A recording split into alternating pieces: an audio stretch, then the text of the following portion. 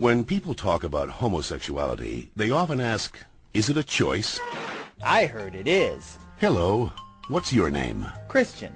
Well, Christian, let's see what the latest science has to say. Oh, that.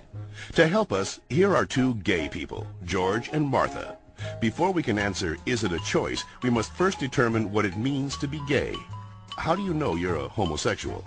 The same way you know that you're straight. Since the 19th century, many theories about homosexuality have been offered that are untestable and contradictory. Male homosexuality is the result of an absent father and an overbearing mother. See ya. Stand up straight, dear.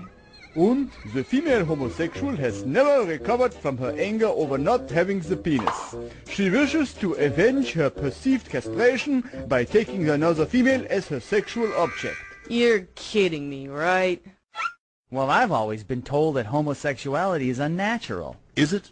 In fact, homosexual relations are common in nature, including zebras, baboons, dolphins, sheep, buffalo, ducks, foxes, elephants, horses, gorillas, moose, house cats, pigs, mice, rabbits, swans, and lions, to name a few. Well, okay, but we're not animals. Human beings have free will. You don't just decide who to love. Settle down there, Martha. Christian does have a point, but let's take a look at the most recent scientific evidence. As they study sexual orientation, scientists are currently looking at three main areas: genes, hormones, and birth order. Of course, most of these studies focus only on male sexuality. Sorry, Martha. What a shock. Let's first look at studies of identical twins. Hi. When one identical twin is a gay man, the other twin is gay up to 70% of the time, far higher than would occur if genes played no role. In fact, these studies show that genes play a greater role in determining sexual orientation than they do in whether or not you're right or left-handed. And we don't punish the left-handed.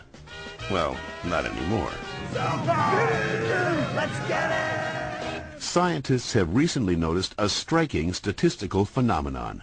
Studies show that having older brothers increases the odds of a boy being homosexual. Moms always baby the youngest, making them gay.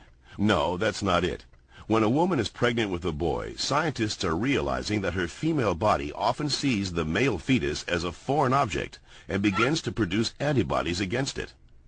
The more boys a woman has, the more adept her body becomes at feminizing the fetus, which may explain why with every successive boy, the odds that he will be gay go up significantly. All right, maybe you all accept it, but what about those people who started out gay and say they became straight by discovering God?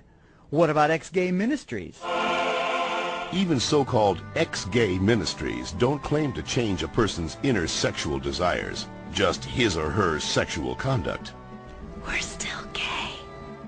If these places really work, why don't they all use the same technique? Why does each ministry experiment its own way? Well, And why have so many members and leaders recanted earlier claims that they were changed?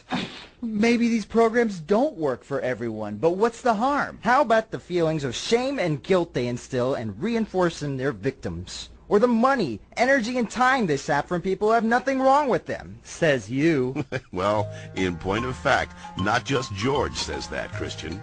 The American Medical Association, the American Psychiatric Association, the American Psychological Association, the American Psychoanalytic Association, the American Academy of Pediatrics, and the National Association of Social Workers have all stated that homosexuality should not be treated as a mental disorder, and that they oppose attempts at reparative or conversion therapy, and that sexual orientation is not a choice and cannot be changed. So that's it. I'm supposed to believe that it's not a choice just because all those doctors and scientists say so? Or you could just ask us. I do know this one girl named Heather who goes back and forth, but she's Shut up. The information in this educational cartoon is based upon studies that can be found in any university library, with the possible exception of the Bob Jones University in South Carolina.